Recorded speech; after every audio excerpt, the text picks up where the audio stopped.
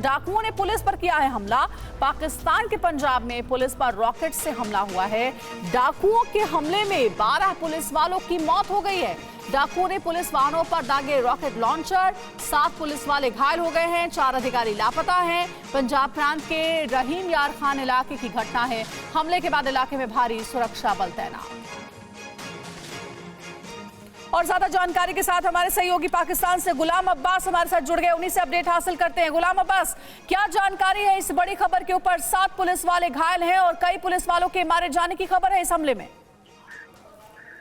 जी बिल्कुल ये पुलिस वाले पंजाब प्रांत के जो साउथ पंजाब है वहाँ पे जो फ्लड आया वहाँ से ड्यूटी से वापस आ रहे थे कि रहीम यार खान के करीब डाकुओं ने इनको निशाना बनाया और कच्चे के डाकुओं की तरफ से 2 गाड़ियों पर रॉकेट फायर किए गए, जिसमें 12 लोगों की मौत जो है वो हो गई है। 7 लोग जो है वो घायल हैं, जिनमें बहुत ज्यादा क्रिटिकल भी बताए जा रहे हैं और 4 के करीब लोग जो है वो मिसिंग हैं, वो लापता हैं। डाकुओं की अगर कच्चे की बात की जाए अंजलि तो ये पहले भी ऐसी एक्टिविटीज करते रहे हैं, क्रिमिनल एक्टिविटीज, और इनके पास अगर असले की बात की जाए तो इनके पास ना सिर्फ रॉकेट लॉन्चर जैसा कि जिससे उन्होंने निशाना बनाया बल्कि एंटी एयरक्राफ्ट बनने इंतहाई लेटेस्ट वेपन तक इनके पास होता है। और ये पाकिस्तान में कच्चे का जो इलाका है ये सिंध और पंजाब प्रांत के साथ लगे हुए बॉर्डर के पास के जो जिले हैं वहाँ पर ये कच्चे का इलाका शामिल है और ये स्ट्रॉन्ग होल्ड समझा जाता है इन डाकुओं का। और उन्होंने एक बार फिर पाकिस्तान की सरकार को चुनौती देते हुए पाकिस्तान पंजाब प्रांत की जो पुलिस है उसको टारगेट किया है। 2 गाड़ियों में ये जो पुलिसकर्मी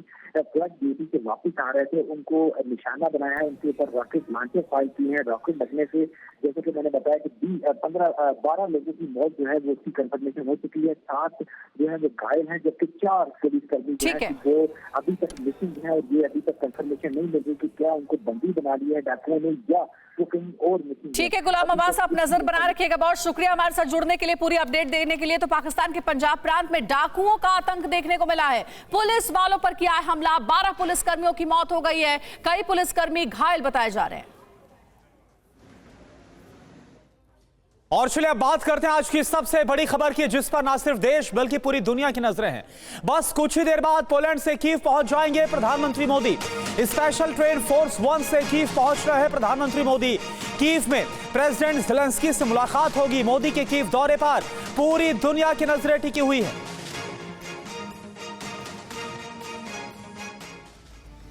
प्रधानमंत्री नरेंद्र मोदी पोलैंड दौरे के बाद अब यूक्रेन पहुंच रहे हैं। पीएम मोदी करीब 10 घंटे की ट्रेन यात्रा करने के बाद वो यूक्रेन की राजधानी कीव पहुंचने वाले हैं।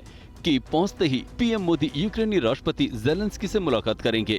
ज़ेलेंस्की के साथ द्विपक्षीय बातचीत में रूस यूक्रेन युद्ध के बारे में चर्चा करेंगे। माना जा रहा है कि रूस और पोलैंड के बाद पीएम मोदी यूक्रेन के राष्ट्रपति ज़ेलेंस्की को भी शांति और संवाद का संदेश देंगे।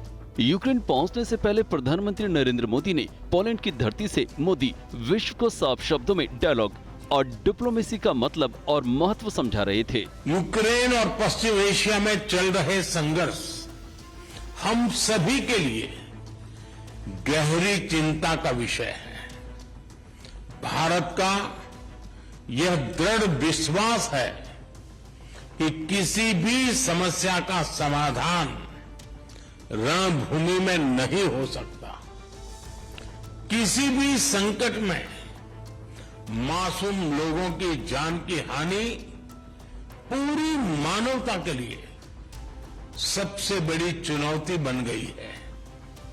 हम शांति और स्थिरता की जल्द से जल्द बहाली के लिए डायलॉग और डिप्लोमेसी का समर्थन करते हैं। इसके लिए भारत अपने मित्र देशों के साथ मिलकर हर संभव सहयोग देने के लिए तैयार है। प्रधानमंत्री मोदी आज कीव में महात्मा गांधी की मूर्ति पर श्रद्धांजलि अर्पित करेंगे। कीव में रहने वाले लोग पीएम मोदी के दौरे पर क्या कह रहे हैं, आइए देखते हैं। कीव में मौजूद हमारे संवाददाता विपिन चौबे की ये रिपोर्ट। प्रधानमंत्री नरेंद्र मोदी इस पार्क के इस स्टैचू पर आएंगे, यहाँ श्रद्धा सुमन अर्पित करेंगे और इसके बाद अपने दिन की शुरुआत करेंगे। माना यह जा रहा है कि लगभग 6 से 8 घंटे का वक्त वो गुजारेंगे और सुरक्षा कारणों से वो पूरा उनका कार्यक्रम अभी रिवील नहीं किया जा रहा है, लेकिन प्रेसिडेंट से मुलाकात करेंगे और दिन की शुरुआत महात्मा गांधी के इस स्टैचू पर श्रद्धा सुमन अर्पित करके, पुष्प अर्पित करके वो करेंगे। पहली बार कोई भारतीय प्रधानमंत्री यूक्रेन की धरती पर आ रहे हैं।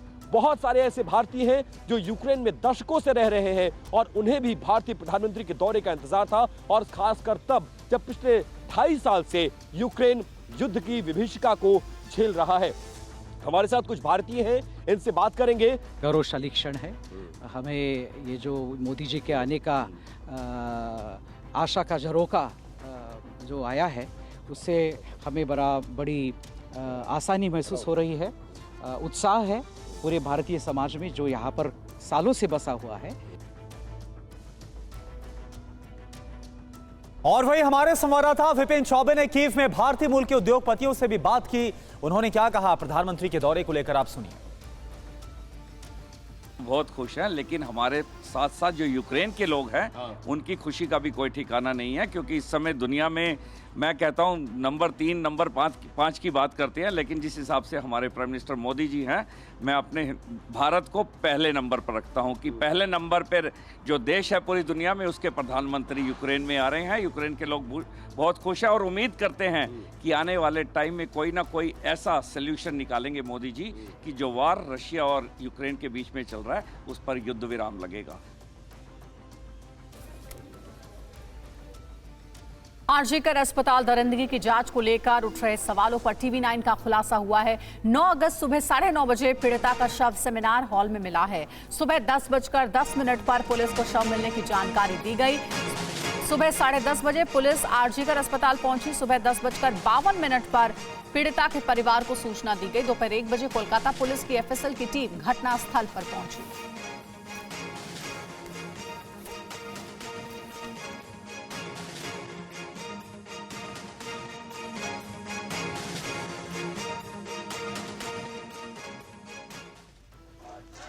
कोलकाता के आरजीकर अस्पताल में महिला डॉक्टर के साथ दरिंदगी और हत्या मामले में कोलकाता पुलिस को सुप्रीम कोर्ट ने जमकर फटकार लगाई। सबसे बड़ी अदालत ने तर्क टिप्पणी करते हुए कहा कि पिछले 30 सालों में पुलिस की ऐसी लापरवाही नहीं देखी। इस केस में शुरू से ही पुलिस की जांच पर सवाल उठ रहे हैं। टीवी9 भारतवर्ष लगातार कोलकाता कांड पर खुलासा कर रहा है। इस कांड पर पुलिस ने क्या क्या एक्शन लिया, पुलिस ने कैसे जाँच की, इसकी पूरी जानकारी टीवी9 के पास है। आइए समझने की कोशिश करते हैं कोलकाता कांड की टाइमलाइन और पुलिस ने कैसे कार्रवाई की। 9 अगस्त सुबह 9:30 बजे पीड़िता का शव सेमिनार हॉल में मिला। सुबह 10:10 पर पुलिस को शव मिलने की जानकारी दी गई। पुलिस को सूचना मिलने के 20 मिनट बाद यानी सुबह 10:30 बजे पुलिस आरजीकर अस्पताल पहुंची। सुबह 10:52 पर पीड़िता के परिवार को सूचना दी गई। 12:44 पर ड्यूटी पर मौजूद एएमओ ने पीड़िता को मृत घोषित कर दिया। दोपहर 1 बजे कोलकाता पुलिस की एफएसएल टीम भी घटनास्थल पर पहुंची। दोपहर 1 बजे पीड़िता का परिवार अस्पताल पहुंचा। 1:47 पर एएमओ ने मृतक का मेडिकल प्रमाण पत्र और मृत्यु प्रमाण पत्र पुलिस को सौंप दिया। रात 8:37 से 8:52 तक घटनास्थल और आसपास के क्षेत्र की 3D मैपिंग की गई। पीएम के बाद शव को पैक किया गया और परिवार को सौंप दिया गया।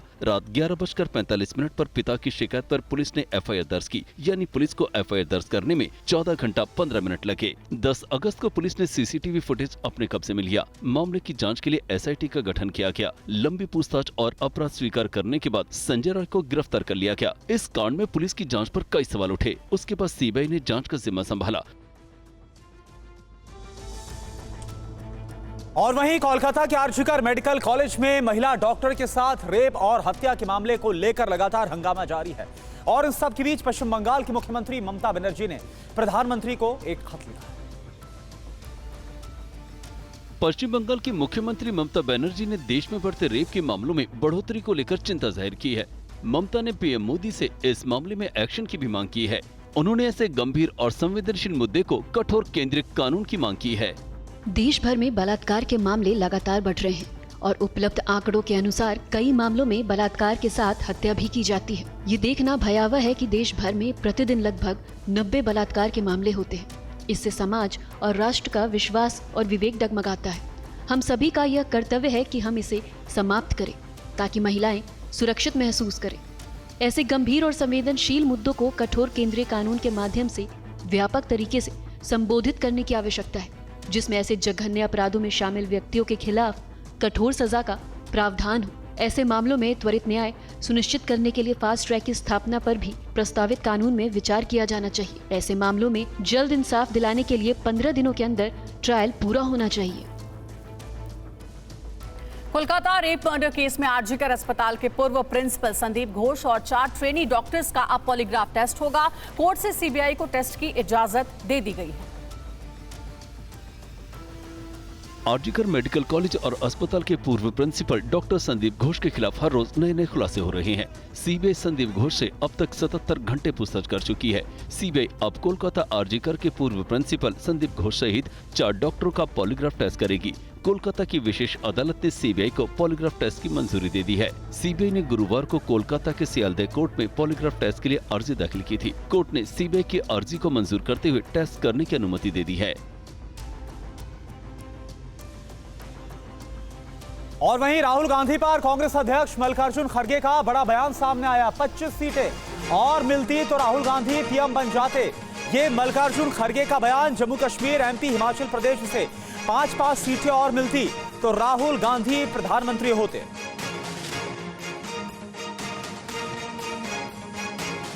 हो सकता है हमारा यहां पर सीटें नहीं आई होंगी पार्लियामेंट में, लेकिन भारत के गठबंधन का, इंडिया गठबंधन का इतने सीट आ गए, अगर आप सब मिलके जम्मू कश्मीर, मध्य प्रदेश, हिमाचल सिर्फ हमको 5-5 सीट अगर दे देते, 25 सीट अगर आते तो हमारे नेता राहुल गांधी इस देश के प्रधानमंत्री बनते। इसीलिए हमको काम करना होगा। बनाने का तरीका ऐसा होता है, जीतना सिर्फ मुंह से नहीं होता। अगर मुंह से सभी बोलते गए तो कुछ होने वाला नहीं। और कुमार विक्रांत इस वक्त हमारे साथ जुड़े पूरी जानकारी के साथ। कुमार, 25 सीटें और मिलती तो राहुल गांधी प्रधानमंत्री होते। मल्लिकार्जुन खड़गे के इस बयान को कैसे समझा जाए? जी देखिए, फिलहाल तो सीटें नहीं आई है, ऐसे में एक ख्याल की बात है।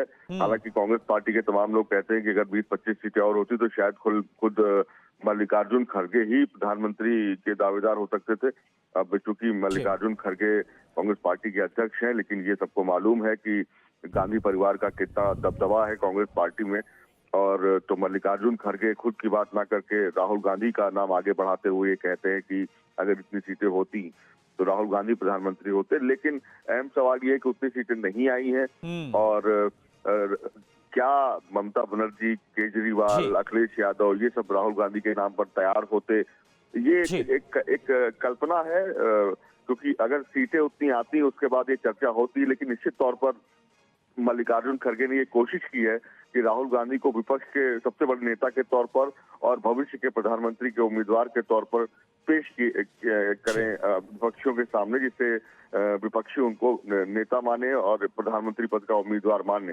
लेकिन अब निश्चित तौर पर देखना होगा कि अखिलेश यादव, अरविंद केजरीवाल, ममता बनर्जी जैसे समर्थक क्या इसका समर्थन करते हैं कि राहुल गांधी को लेकर भविष्य में प्रधानमंत्री पद के उम्मीदवार के तौर पर, या उस पर सवाल खड़े करते हैं।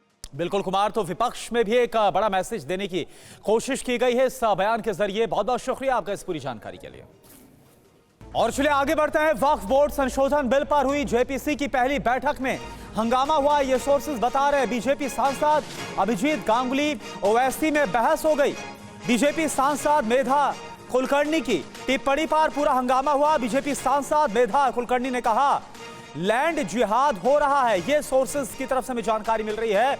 जो जेपीसी की पहली बैठक हुई वक्फ बोर्ड को लेकर, और इसमें जमकर हंगामा हुआ। वक्फ बोर्ड कानून को लेकर कांग्रेस सांसद नासिर हुसैन ने भी जताई आपत्ति।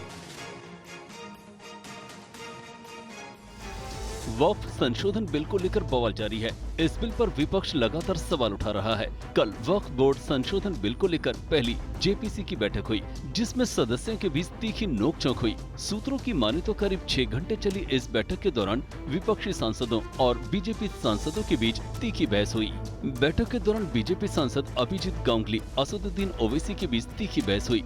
ओवैसी जब बोल रहे थे तब अभिजीत गांगुली बार बार टिप्पणी करते रहे कि लैंड रिवर्सल पर चुप क्यों। वक्फ की जमीन अगर नियमों के तहत सरकार को मिले तो क्या दिक्कत? इस पर ओबीसी ने जोरदार हंगामा किया। इसके बाद कांग्रेस समेत तमाम विपक्षी सांसदों ने कोलकाता हाईकोर्ट के पूर्व जज और बीजेपी सांसद पर हमलावर हो गए। वहीं कांग्रेस सांसद जब विपक्षी नेताओं के साथ बिल का विरोध कर रहे थे, तब बीजेपी सांसद मेघा कुलकर्णी बीच बीच में लैंड जिहाद हो रहा है, लैंड जिहाद हो रहा है क्या कर टिप्पणी कर रही थी, जिसके बाद कांग्रेस सांसद नासिर हुसैन ने आपत्ति जताई। इसके बाद तमाम विपक्षी दल हावी हो गए। विपक्षी सांसदों ने कहा, आप फिजूल की टीका टिप्पणी न करें, बीच में रोकने टोकने का अधिकार सिर्फ चेयरमैन को है। इसके बाद भी हंगामा जारी रहा। बीजेपी सांसद बृजलाल के उस बयान पर कांग्रेस सांसद नासिर हुसैन नाराज हो गए, जब उन्होंने कहा कि देश भर में वक्फ बोर्ड के पास 9 लाख एकड़ जमीन है। मामला बिगड़ता देख जेपीसी चेयरमैन जगदम्बिका पाल ने मोर्चा संभाला और सांसदों को शांत कराया। जेपीसी की पहली बैठक में हंगामा और तल्खी बता रही है कि अगली 30 अगस्त को होने वाली बैठक में और हंगामे के आसार हैं।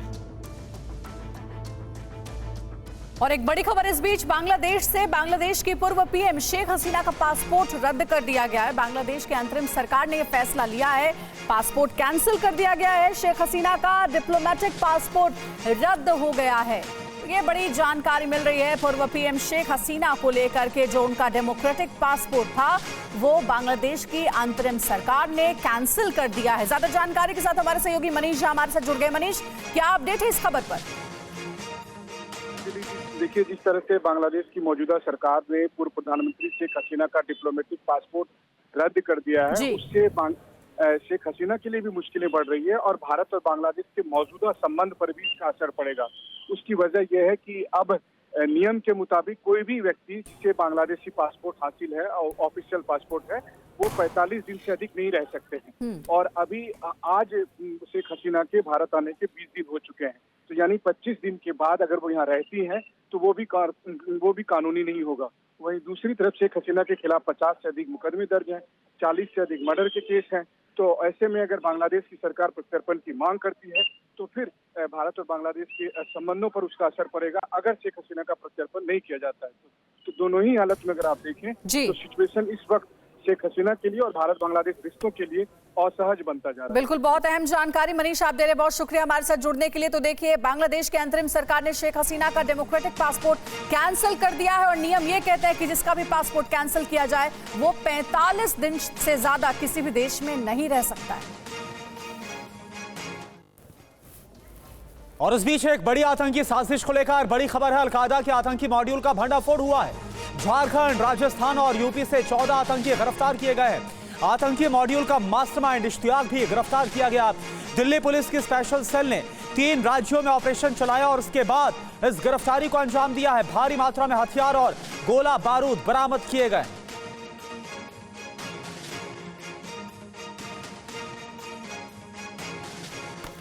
और अगली खबर का रुख करते हैं। बड़ी खबर है आज से। उत्तर प्रदेश पुलिस कांस्टेबल भर्ती परीक्षा 48 लाख से ज्यादा अभ्यर्थी परीक्षा में शामिल होंगे। बताया जा रहा है कि 67 जिलों के 1154 परीक्षा केंद्रों पर होगी ये परीक्षा। 31 अगस्त तक आयोजित होगी कांस्टेबल भर्ती परीक्षा। परीक्षा केंद्रों के बाहर सुरक्षा कड़ी कर दी गई है, पुलिस बल की भी तैनाती है। आज से यूपी में होने जा रही पुलिस कांस्टेबल परीक्षा में 6 लाख से ज्यादा अभ्यर्थी शामिल होंगे। परीक्षा के मद्देनजर प्रदेश में सुरक्षा के कड़े इंतजाम किए गए हैं। परीक्षा 2 पाली में होगी। पहली पाली में सुबह 10 बजे से दोपहर 12 बजे तक और दूसरी पाली में दोपहर 3 बजे से शाम 5 बजे तक होगी। 31 अगस्त तक 5 अलग अलग दिनों में परीक्षा होनी है। यहाँ पर हेल्प डेस्क बनाई गई है, जिससे जहाँ पर जाकर के जो अभ्यर्थी हैं उनको जो भी सुविधाएं प्रशासन द्वारा उपलब्ध कराई जा रही हैं उनके विषय में डिटेल दी जाएगी। और अब आगे बढ़ते हैं। वक्त हो चला है लोकल टू ग्लोबल टॉप 100 का। दिखाएंगे आपको देश प्रदेश और दुनिया की तमाम बड़ी खबरें फटाफट अंदाज। थोड़ी देर में यूक्रेन की राजधानी की पहुंचेंगे पीएम मोदी। राष्ट्रपति जेलेंस्की से करेंगे मुलाकात। राष्ट्रपति जेलेंस्की से रूस यूक्रेन युद्ध के बारे में चर्चा करेंगे पीएम मोदी। जेलेंस्की को शांति संवाद का संदेश देंगे पीएम। कीव में पीएम मोदी महात्मा गांधी की मूर्ति पर देंगे श्रद्धांजलि। पीएम की इस यात्रा से यूक्रेन में रह रहे भारतीय समुदाय में उत्साह। जेलेंस्की से आर्थिक और वैज्ञानिक विकास के क्षेत्रों में सहयोग की संभावनाओं पर चर्चा करेंगे पीएम मोदी। पीएम मोदी के यूक्रेन दौरे से भारतीय उद्योगपतियों में खुशी। पीएम से मिलने के लिए लोगों में उत्साह। पोलैंड में पीएम मोदी ने कहा युद्ध भूमि में किसी भी समस्या का समाधान नहीं, बातचीत से निकाला जाए समाधान। पोलैंड के पीएम डोनाल्ड टस्क ने कहा मोदी ग्लोबल लीडर नहीं, युद्ध नहीं, कूटनीतिक समाधान के पक्षधर। अमेरिका के दौरे पर रक्षा मंत्री राजनाथ सिंह रक्षा मंत्री लॉयड ऑस्टिन से करेंगे मुलाकात, रक्षा संबंधों को बढ़ाने पर चर्चा होगी। आज सियालदा कोर्ट में संजय रॉय की पेशी, संजय रॉय की हिरासत बढ़ाने की मांग करेगी सीबीआई। आरजीकर अस्पताल के पूर्व प्रिंसिपल संदीप घोष और 4 ट्रेनी डॉक्टर्स का होगा पॉलीग्राफ टेस्ट, कोर्ट से सीबीआई को मिली परमिशन। सीएम ममता बनर्जी का पीएम मोदी को पत्र, कहा महिला अपराध के खिलाफ बने कड़ा कानून, रेप केस में 15 दिन में पूरा हो ट्रायल। फाइमा डॉक्टर्स एसोसिएशन के अध्यक्ष बोले सीजीआई के आदेश पर वापस ली हड़ताल, हमारी कानूनी लड़ाई जारी रहेगी। सुप्रीम कोर्ट के कहने के बाद दिल्ली एम्स के रेजिडेंट डॉक्टर्स एसोसिएशन ने खत्म की हड़ताल, 12 अगस्त से सभी डॉक्टर्स प्रदर्शन कर रहे हैं। पीजीआई चंडीगढ़ में रेजिडेंट डॉक्टर्स की हड़ताल खत्म, 1600 रेजिडेंट डॉक्टर काम पर लौटे। एम्स के फौडा में वापस ली हड़ताल, कहा न्याय के लिए जारी रहेगी जंग, हम हड़ताल रद्द कर रहे हैं, खत्म नहीं। आरजीकर मेडिकल कॉलेज केस को लेकर यूट्यूबर्स और प्रभावशाली लोगों का मार्च, घटना के विरोध में किया प्रदर्शन। कोलकाता हत्या केस को लेकर लोगों में भारी आक्रोश, सिलीगुड़ी में पत्रकारों ने निकाला कैंडल मार्च। सीएम केजरीवाल की जमानत पर आज सुप्रीम कोर्ट में सुनवाई, सीबीआई ने 26 जून को किया था गिरफ्तार। आज कांग्रेस की केंद्रीय चुनाव समिति की बैठक, जम्मू कश्मीर के उम्मीदवारों के नाम तय होंगे। सीसी की बैठक से पहले स्क्रीनिंग कमेटी की बैठक होगी, सुबह 11:30 बजे शुरू होगी बैठक, कई मुद्दों पर होगी चर्चा। जम्मू कश्मीर विधानसभा चुनाव के लिए कांग्रेस और नेशनल कॉन्फ्रेंस में हुआ गठबंधन, फारूक ने किया ऐलान। फारूक अब्दुल्ला बोले सीटों का बंटवारा बाद में होगा, राहुल ने कहा हमने मोदी का कॉन्फिडेंस तोड़ा। आज से यूपी पुलिस कांस्टेबल भर्ती परीक्षा, लाखों युवा भर्ती में शामिल, 31 अगस्त तक चलेगी परीक्षा। कर्नाटक में कांग्रेस विधायक दल की बैठक में बड़ा फैसला, कांग्रेस ने सभी विधायकों ने सिद्धारमैया के साथ दिखाई एकजुटता। बैठक के बाद बोले डीके शिव कुमार, हम सीएम के साथ मजबूती से खड़े हैं, इस्तीफे का सवाल ही नहीं।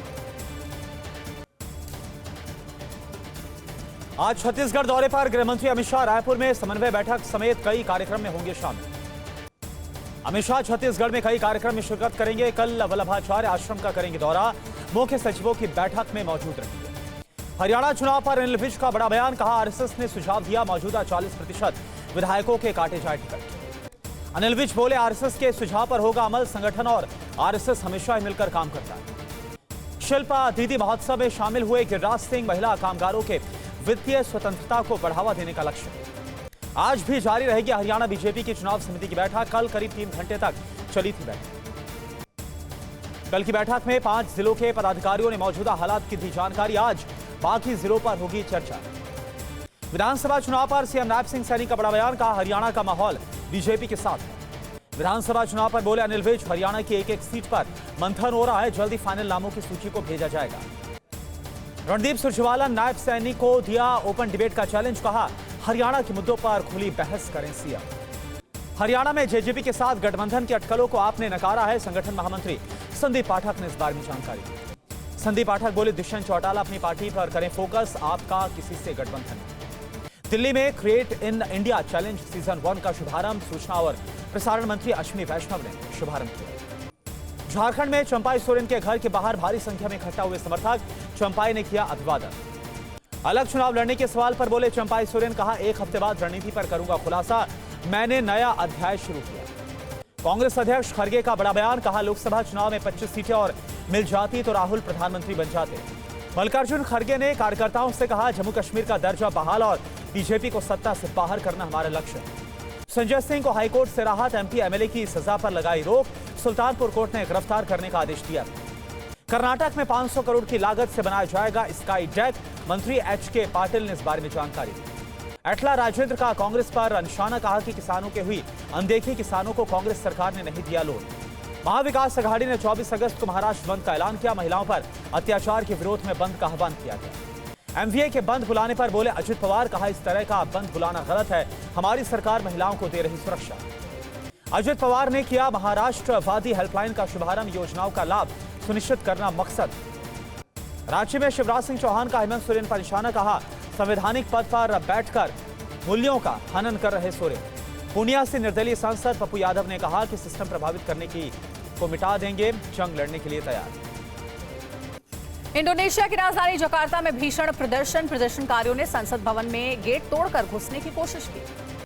संसद के बाहर पुलिस और प्रदर्शनकारियों में झड़प हुई। प्रदर्शनकारियों ने की पत्थरबाजी, पुलिस का लाठीचार्ज। इंडोनेशिया में प्रदर्शन के आगे झुकी सरकार चुनाव कानून में बदलाव की योजना को किया रद्द। बांग्लादेश के कुमिला में बाढ़ से भारी तबाही, पानी में बहा लोहे का पुल, कई घर डूबे।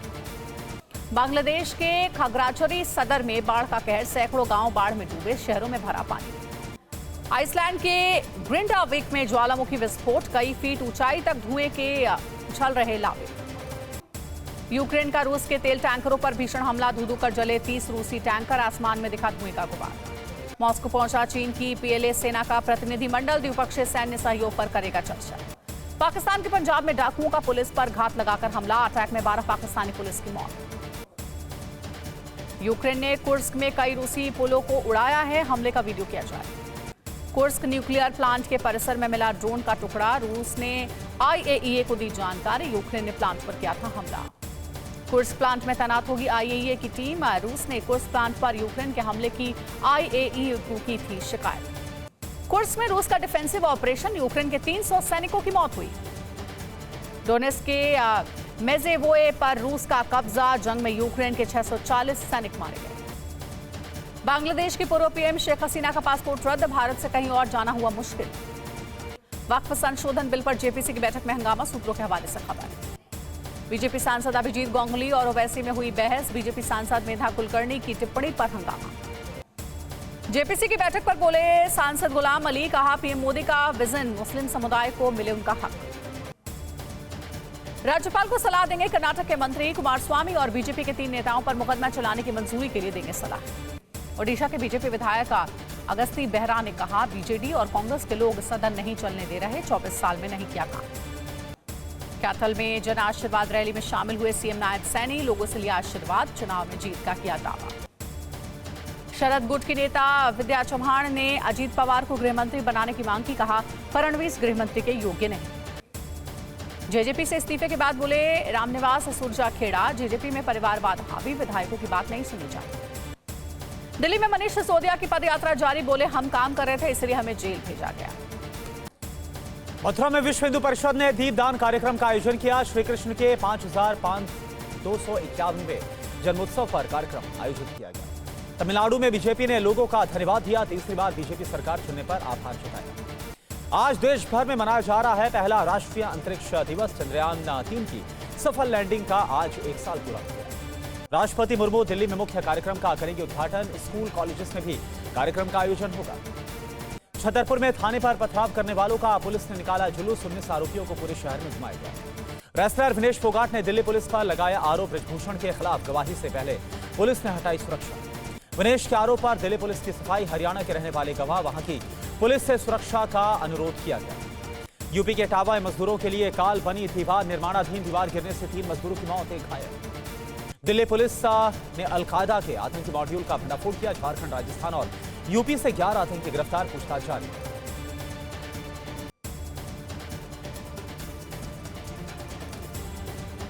अवैध हथियार, संदिग्ध दस्तावेज, लैपटॉप, मोबाइल और डिजिटल इक्विपमेंट बरामद हुए हैं। मास्टरमाइंड इश्तियाक भी गिरफ्तार किया गया इस मामले में। देश में खिलाफत और गंभीर आतंकवादी गतिविधियों को अंजाम देने की थी मंशा, सदस्यों को दी जा रही थी ट्रेनिंग। रांची बोले आईजी अमोल वेणुकांत, इनपुट के आधार पर 16 जगहों पर की गई छापेमारी, रेड में कई अवैध सामान बरामद किए गए। हजारीबाग से गिरफ्तार आतंकी को एटीएस ने कोर्ट में पेश किया। अपनी पहचान छिपाकर आतंकी संगठन के लिए कर रहा था काम, दिल्ली लाएगी एटीएस। सूरत में मेट्रो निर्माण के दौरान बड़ा हादसा हो गया। मेट्रो पिलर बनाने के दौरान मकान पर गिरा भारी भरकम क्रेन, पूरे इलाके में दहशत। हादसे के बाद इमारत में नहीं था कोई भी मौजूद, किसी के हताहत होने की कोई खबर नहीं। पंजाब पुलिस को मिली बड़ी कामयाबी, नाभा जेल ब्रेक के आरोपी रमनजीत को हांगकांग से प्रत्यर्पण करके दिल्ली लाया गया। यूपी के बरेली में थाने की दीवार फांदकर भागा रिश्वतखोर इंस्पेक्टर, कमरे से करीब 10 लाख बरामद। स्मैक तस्करों को छोड़ा था घूस लेकर।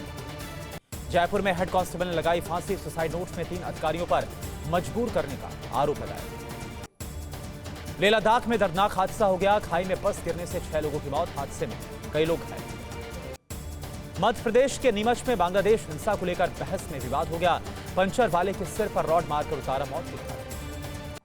मध्य प्रदेश के सीधी में चोरी के शक में युवक को उतारा मौत के घाट, एक गिरफ्तार, परिजनों ने चक्का जाम किया। झारखंड से लापता ट्रेनी पायलट और ट्रेनर का मिला है शव, लापता विमान की तलाश जारी है। मथुरा में बारिश के बाद शहर की सड़कें पानी से लबालब हो गई। प्रसिद्ध प्रेम मंदिर के सामने पानी भर गया है, भक्तों को भारी परेशानी। गुजरात के सीएम भूपेंद्र पटेल ने पुडुचेरी के राज्यपाल से मुलाकात की है, गांधीनगर में ये मुलाकात हुई।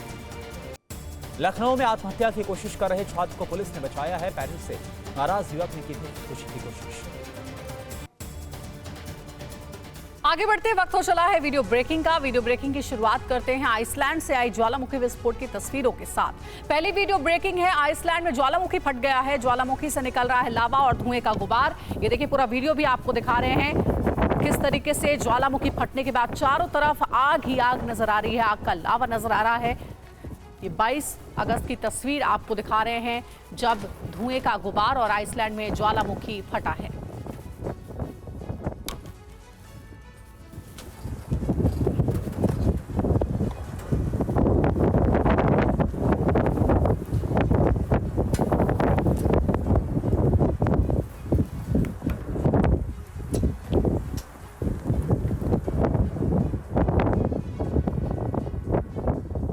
और अगली वीडियो ब्रेकिंग है, आइसलैंड के ग्रिंडाविक में ज्वालामुखी से दहशत, आसपास के इलाकों को खाली कराया गया है। तो देख सकते हैं आप जिस इलाके में ज्वालामुखी विस्फोट हुआ है, ज्वालामुखी फटा है, आसपास के इलाके में रहने वाले लोगों को वहां से फौरन हटा दिया गया है, सुरक्षित जगहों पर भेज दिया गया है।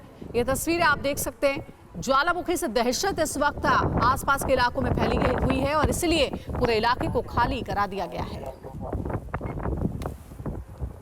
और अब तीसरी वीडियो ब्रेकिंग आपको दिखाएंगे बांग्लादेश की। बांग्लादेश में सैलाब की ड्रोन तस्वीर देखिए, खगरा, चौरी, दिघिनाला और मेरुंग में बाढ़ ड्रोन से लिया गया वीडियो है। आप देख सकते हैं एरियल व्यू में किस तरीके से चारों तरफ पानी ही पानी नजर आ रहा है। दरअसल बांग्लादेश में बाढ़ के हालात हैं, सैलाब की ड्रोन तस्वीर आपको दिखा रहे हैं, चारों तरफ पानी ही पानी नजर आ रहा है। खगराची, दिघिनाला और मेरुंग में खास करके बाढ़ के हालात हैं। और अब चौथी वीडियो ब्रेकिंग, बांग्लादेश के कोमिला में बाढ़ से भारी नुकसान हुआ है। देख सकते हैं आप कैसे ये पुल जो है वो टूटकर पानी में गिर गया है। बांग्लादेश के कई जिले बाढ़ की चपेट में हैं। गोमती नदी की चपेट में कोमिला जिले में बाढ़ से भारी नुकसान की खबर है। बांग्लादेश की ये तस्वीरें आपको दिखा रहे हैं। और पांचवी वीडियो ब्रेकिंग देखिए, बांग्लादेश के मौलवी नगर में बाढ़ से हाहाकार मचा हुआ है। रिहायशी इलाकों में भरा कई फीट तक पानी, पानी भरने से लोगों की परेशानी बढ़ गई है।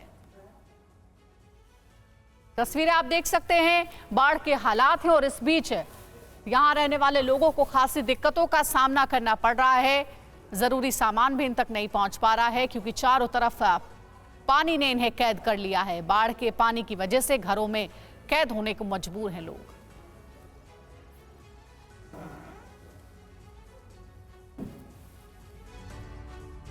और अब छठी वीडियो ब्रेकिंग आपको दिखा रहे हैं, इंडोनेशिया में सड़क पर उतरे हजारों लोग। चुनाव कानून में बदलाव के विरोध में संसद को घेरा गया है। तस्वीरें आप देखिए।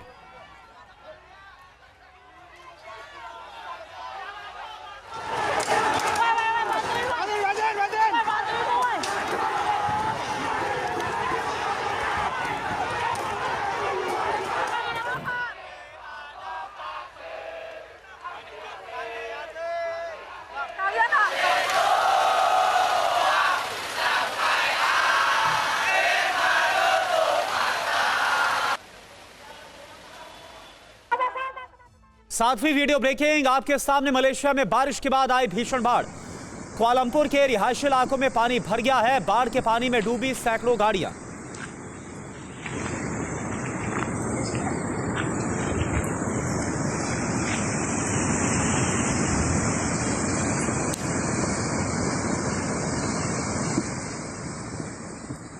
आठवीं वीडियो ब्रेकिंग, इंडोनेशिया की राजधानी जकार्ता में भीषण प्रोटेस्ट की तस्वीर आप देखिए। प्रदर्शनकारियों ने पुलिस पर पत्थरबाजी भी की है। ये देखिए हालात किस तरह से खराब हुए।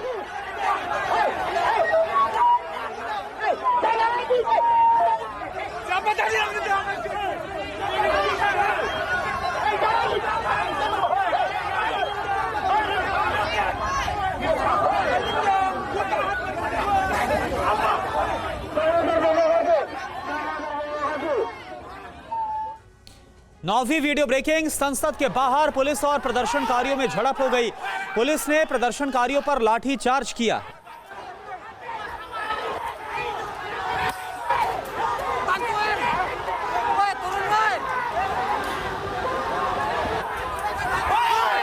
तो देखिए इंडोनेशिया की एक और तस्वीर आपको दिखा रहे हैं। संसद के बाहर पुलिस और प्रदर्शनकारियों के बीच कैसे हालात खराब हो गए। पुलिस ने प्रदर्शनकारियों पर लाठीचार्ज किया है, झड़प हो गई।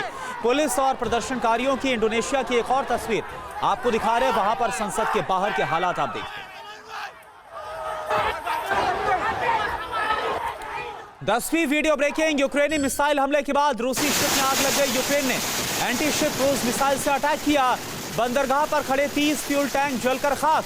रूसी शिप में काफकाज बंदरगाह पर लगी आग। ये देखिए आप।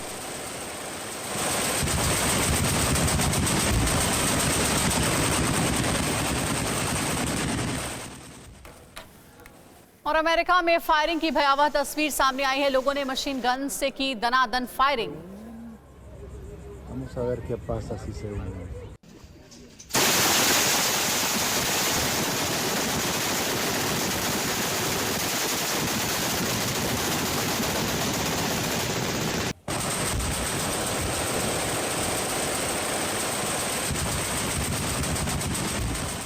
और वहीं अमेरिका के फ्लोरिडा में दिखा अद्भुत नजारा। समंदर में ऊपर उठती दिखी पानी की धारा।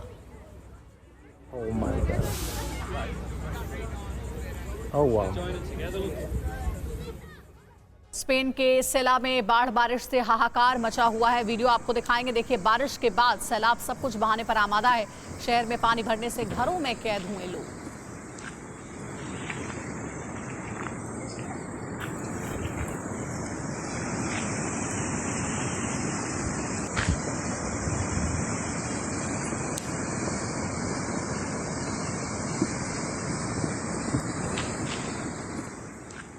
सऊदी अरब के मक्का में भयंकर बिजली कड़कने का वीडियो। मक्का में ऐसी बिजली कड़की कि लोगों के होश फाख्ता हो गए।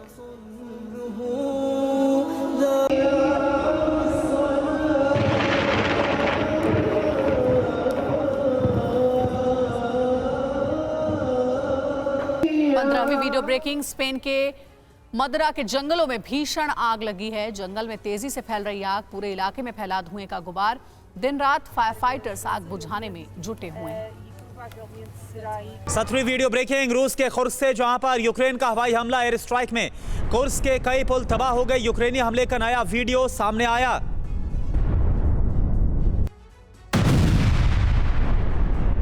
18वीं वीडियो ब्रेकिंग। यूक्रेन के सैन्य काफिले पर रूसी मिसाइल का हमला हुआ। रूस ने हमले का वीडियो जारी किया। अवदिव्का में हवाई हमला लगातार जारी है।